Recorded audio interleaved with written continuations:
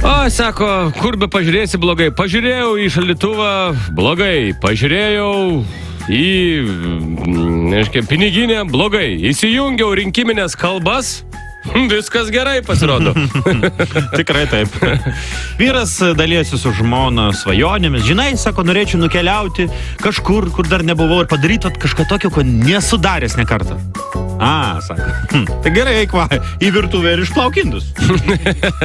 Paplūdimys, jame visi, žinai, kuičiasi, deginasi, nieks dar per daug nesimaudo, vis tiek dar, nors ir gražus oras, bet dar tik pavasaris. Nu ir vienas, reiškia, vyrukas gulintis šalia šeimynų, sako, klausykit, mamyte, čia jūsų sūnus duodas visur, klausykit, jis neužkasė smėlyje mano kepurės, niekaip nerandu. Sako, ne ką jūs juokaujat, sako, mano sūnus va, su padidinimu stiklu žaidžia ir jūsų čiužinį degina. Čia kitas sūnus padarė, taip, super. Blogiausia, kuomet tave atleidžia iš darbo biržos, nes tau ir vėl reikia ten neiti. Iš darbo biržos. Jeigu dirbi, darbo biržoje. Sugrįžti ten pat. Taip, sugrįžti ten. Sako, aš visą laiką galvodavau, kad vyras manęs labai dėmiai klausosi, kad jam įdomu, ką aš pasakoju. Aš netgi sakydavau draugiam, kad mano vyras klausos manęs įsižiojęs. Pasirodo, rūpužė miega. O, toks keistas vaikiškas anekdotas. 5 metų sūnus tėvams aiškina. O žinote, tėvai, kodėl mūsų šuniukai taip uosto ir palaižo? Uosto ir palaižo kojytės. Nu, nes mūsų viduje kaulai yra. Pasirodo, atliktas tyrimas parodė, kad 100% suaugusių žmonių vis dėlto yra, lengvai taip tariant, mažvaikiai. Eksperimentas buvo toks.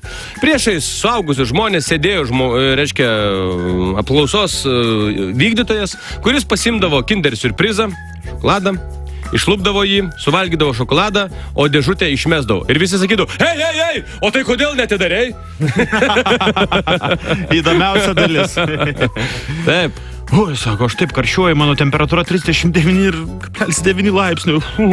Sako, dar 0,1 laipsnių yra žmogus degtinė. Toks pusiau intelektinis anekdotas pas mane. Žodžiu, tėvai nusprendė vaiką perkelti į kitą mokyklą, nuvedė vaiką į mokyklą, susipažinti su mokytoja, su direktorė. Direktorė sako, reikia kažkaip patikrinti, kažko paklausė. Sako, vaikeli, o kiek tu žinai metų laikų? Vaikas pradinukas dar. Metų laikų, 1. Sako, palaukit, kaip 1? Sako, tai daugiau yra? Kiek? Ne, sako, aš žinau tik 1.